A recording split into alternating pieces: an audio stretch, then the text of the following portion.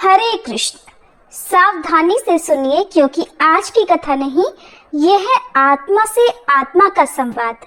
ये दिन है पितरों की स्मृति का, शनिदेव की कृपा का और अद्भुत सोम शक्ति के संगम का। कथा का शुभारंभ करने से पहले आइए हम सब देवी देवताओं का आह्वान और उनसे प्रार्थना करते हैं।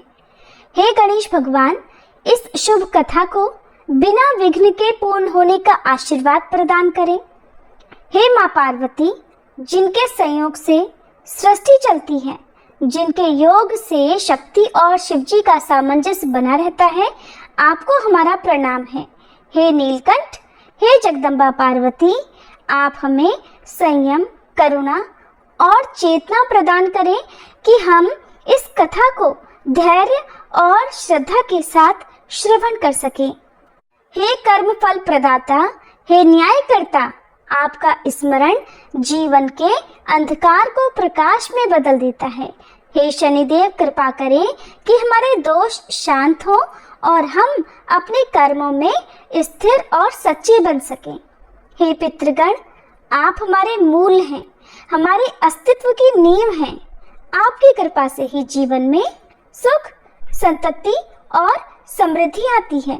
हे पितरों, आप जहाँ कहीं भी हो, हमारी श्रद्धा को स्वीकार करें और हमें आशीर्वाद दें कि हम आपके ऋण को प्रेम और सेवा से चुका सकें। अब हम करते हैं इस पावन कथा का शुभारंभ।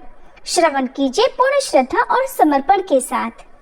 सोमवती अमावस्या के दिन सुहागिन महिलाएं भगवान शिव की पूजा करके अखंड सौभाग्य की कामना करती हैं और सोमवती देवी से आशीर्वाद मांगती हैं कि जैसे उनका सुहाग अखंडित रहा, वैसे ही उनका भी सौभाग्य और सुहाग बना रहे। और इस अमावस्या के दिन सुहागिन महिलाएं पूजा करने के बाद जो व्रत कथा सुनती या पढ़ती है वो इस प्रकार है। पौराणिक कथा के अनुसार एक साहूकार के 7 बेटे और एक बेटी थी। उनके घर अक्सर एक ब्राह्मण भिक्षा मांगने आया करता था। जब भी साहूकार की बेटी भिक्षा लेकर आती तो वह ब्राह्मण भिक्षा लेने से मना कर दिया करता और कहता था कि तुम्हारे भाग्य में सौभाग्य नहीं, वैधव्य लिखा है। ये सुनकर साहूकार की बेटी बहुत दुखी हो जाती। कई बार ऐसा ही होता रहा। तब एक दिन साहूकार की बेटी ने अपनी माँ को सारी बात बता दी कि कैसे एक ब्राह्मण भिक्षा मांगने आता है और उससे भिक्षा लेने से ही मना कर देता है। साहूकार की पत्नी ने अपनी बेटी से कहा कि अगली बार जब वह भिक्षुक आए तो मुझे बताना। फिर एक दिन वह भिक्षुक द्वार पर आया। उस समय साहूकार की पत्नी दरवाजे से पीछे छुपकर सारी बात सुनने लगी। वही हुआ जैसा हमेशा होता था। भिक्षुक ने साहूकार की बेटी से भिक्षा लेने से मना कर दिया और कहने लगा कि तुम्हारे भाग्य में सुहाग नहीं, विधवा होना लिखा है। इस बात को सुनकर साहूकार की पत्नी दरवाजे की आड़ से बाहर आकर भिक्षुक से कहने लगी कि एक तो हम भिक्षा दे रहे हैं, ऊपर से आप हमें अशुभ बातें बता रहे हैं। ब्राह्मण ने कहा कि मैं जो कुछ भी कह रहा हूँ वो सच है। आपकी बेटी के भाग्य में ऐसा ही लिखा है। जब विवाह के समय आपकी बेटी फेरे ले रही होगी, उसी समय सांप आकर इसके पति को काट लेगा और यह विधवा हो जाएगी। ब्राह्मण की ऐसी बातें सुनकर साहूकार की पत्नी दुखी हुई, लेकिन फिर ब्राह्मण से बोली कि अगर आपको ये पता है कि ये विधवा होगी तो आपको ये भी पता हो सकता है कि फिर इसके सुहाग की रक्षा कैसे हो सकेगी।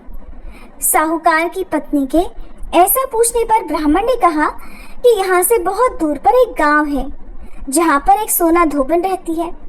वह हर सोमवती अमावस्या को व्रत रखती है, इससे उसका सुहाग अटल है। अगर वह आकर अपना सुहाग आपकी बेटी को दे देगी तभी इसका वैधव्य टल सकता है। ब्राह्मण की बात सुनकर साहूकार की पत्नी ने ब्राह्मण का धन्यवाद किया और वह सोना धोबन की खोज में निकल पड़ी। एक दिन बहुत तेज धूप के कारण पीपल की छाया में बैठकर आराम कर रही थी। तभी उसने देखा कि एक सांप आया और उस पीपल के पेड़ पर गरुड़ के बच्चों को खाने के लिए चढ़ने लगा। साहूकार की पत्नी ने देखकर उस सांप को मार दिया और गरुड़ के बच्चों की रक्षा की। इतनी ही देर में गरुड़ भी वहां आ गया और देखा कि आसपास खून ही खून फैला हुआ है।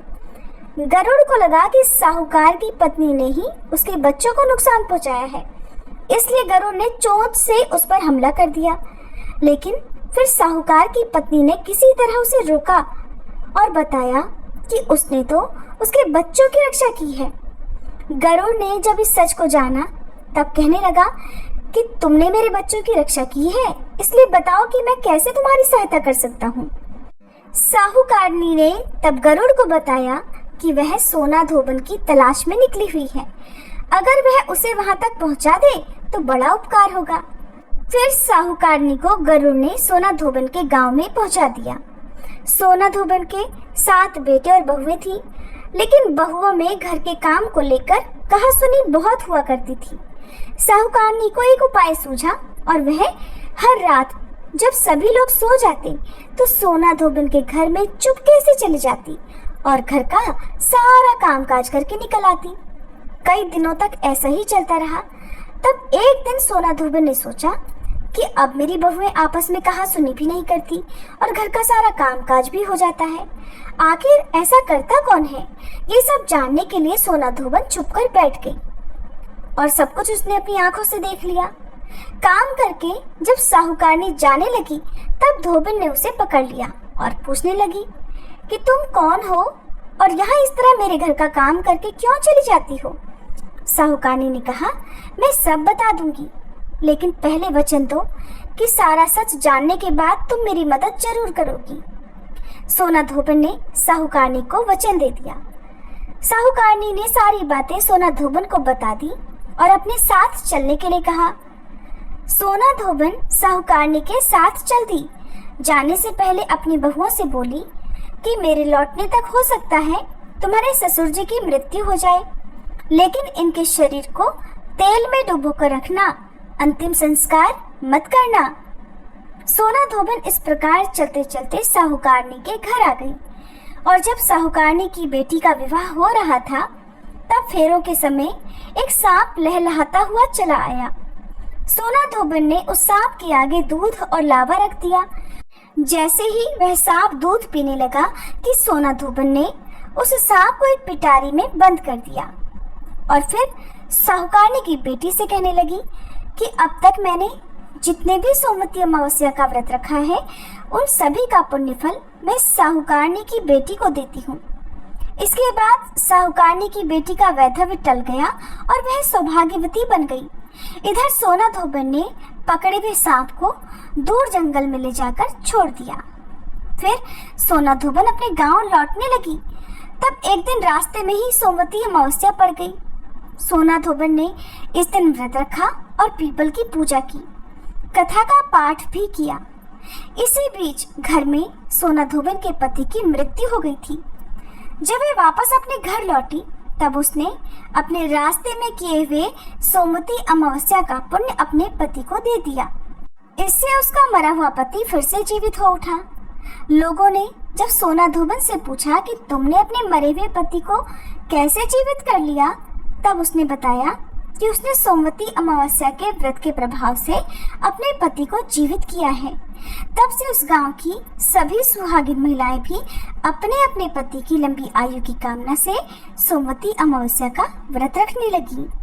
हे अमावस माता, जैसे आपने साहूकारनी की बेटी और सोना धोबन के पति की रक्षा की, जैसे उनका सुहाग अमर किया, इसी तरह इस कथा को कहने सुनने और हुंकारा भरने वाली सभी सुहागिन महिलाओं के सुहाग की रक्षा करना, सभी का सुहाग अटल रखना। प्रेम से बोलिए अमावस माता की जय।